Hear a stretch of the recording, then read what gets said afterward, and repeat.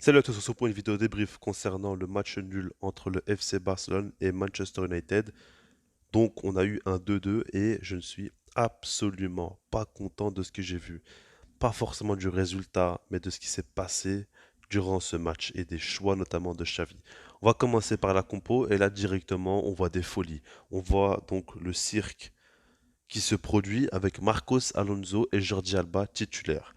Alors tenez-vous bien, Xavi a dit juste avant la rencontre que ces deux-là jouent par rapport au fait qu'il faut faire tourner. Le Barça va enchaîner énormément de matchs et il faut éviter les blessures. Donc, en gros, il explique qu'il s'en fout complètement de l'Europa League et qu'il privilégie le match face à Cadiz en Liga plutôt que la rencontre face à United en Europa League.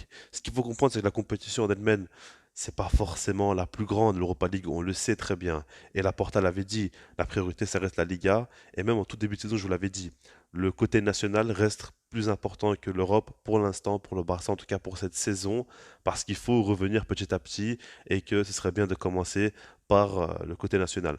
Maintenant, ce qu'il faut prendre en compte, c'est que le Barça se fait humilier chaque saison en Europe. Chaque saison, c'est le même schéma qui se répète. Et aujourd'hui, on arrive à un stade où on est encore une fois en Europa League. L'idée pour le Barça est de se dire qu'il faut se relancer. Il faut profiter de ce match-là face à une très bonne équipe qui est United, qui performe en Première Ligue, qui est une équipe qui a le niveau de la Ligue des Champions pour pouvoir se remettre à niveau, se tester un petit peu, tester le schéma et puis surtout se jauger.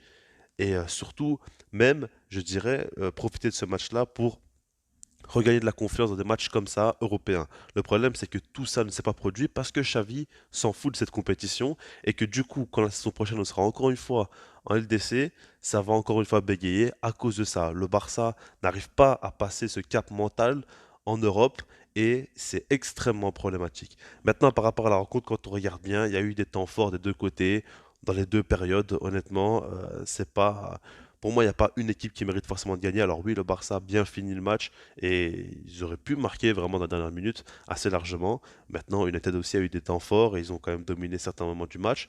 Donc pour moi, c'est assez équilibré. Maintenant, le vrai problème, c'est que Pedri s'est blessé à la 42e minute de jeu.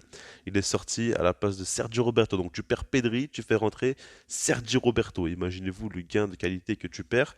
Et par rapport à ça, ben, je l'avais dit aussi, hein, Pedri doit se reposer, il enchaîne tous les matchs, il donne beaucoup. Et en fait, lui, par rapport à Gavi, la différence, c'est qu'on le voit souvent en fin de match très fatigué. On voit qu'il donne tout. Gavi a un cardio illimité, on a l'impression qu'il n'est jamais fatigué, mais Pedri, ce n'est pas le cas. Donc par rapport à ça, je disais qu'il va falloir vraiment le faire reposer, et je proposais à chaque fois des solutions. Maintenant, bah, Xavi, lui, il fait constamment jouer Pedri et Gavi. C'est pas étonnant, honnêtement, qu'il se blesse. C'est logique, c'est un joueur qui se blesse de plus en plus, mais qui enchaîne énormément de matchs et à chaque fois, il donne tout. Ensuite, en seconde période, je pense que le match a réellement commencé. Parce que ce qui m'a un peu surpris, c'est qu'il n'y a pas eu beaucoup d'intensité en soi. Je trouve en première période, en tout cas, que il n'y avait pas forcément un pressing assez fou. Les deux équipes jouaient très haut sur le terrain, essayaient de s'installer.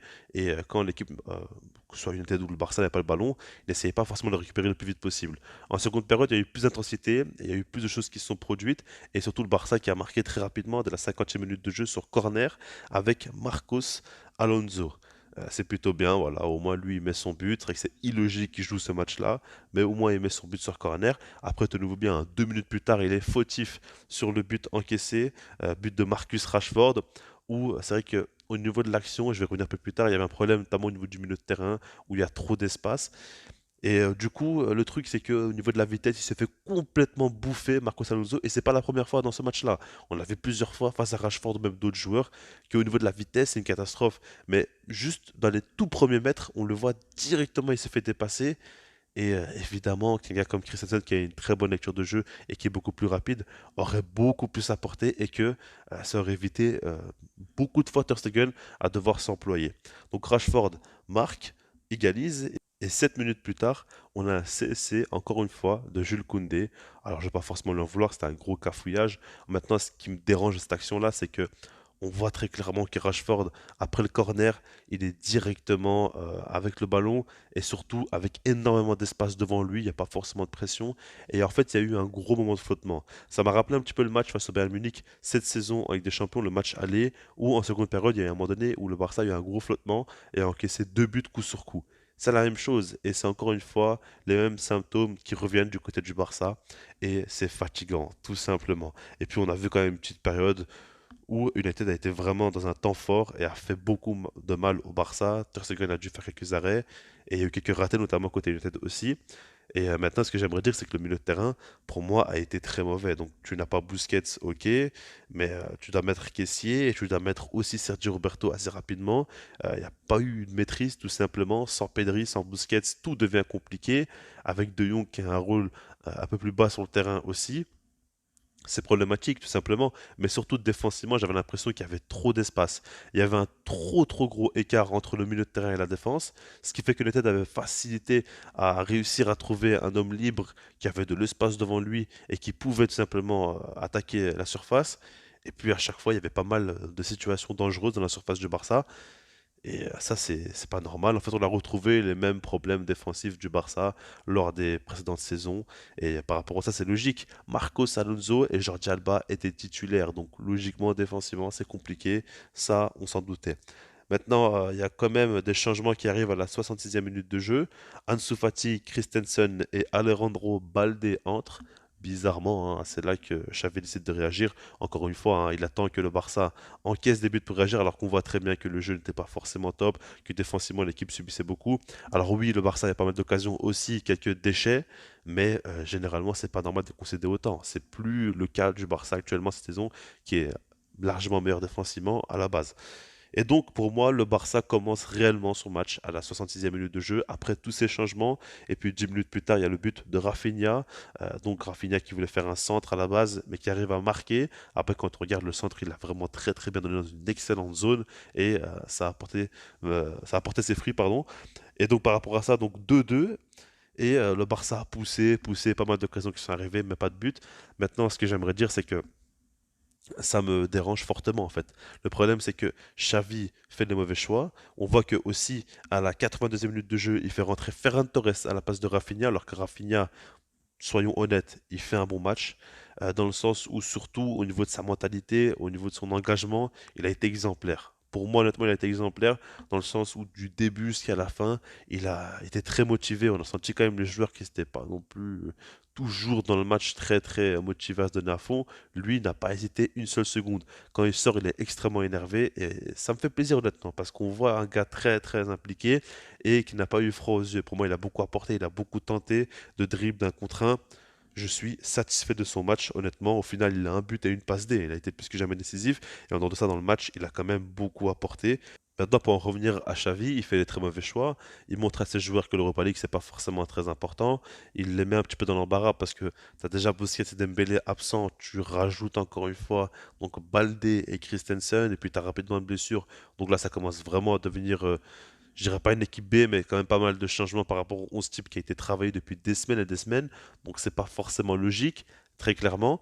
Et puis, quand tu regardes l'équipe, défensivement, ça a été beaucoup trop faible. À la création, ça n'a pas été fort. Honnêtement, pour moi, cette équipe United ne m'a absolument pas impressionné. Ils ont joué leur match, ils ont été cohérents du début jusqu'à la fin, mais ils n'ont pas été non plus si dangereux que ça. Je dirais dans le sens où, oui, ils ont eu beaucoup d'occasions et ils auraient pu faire encore mieux.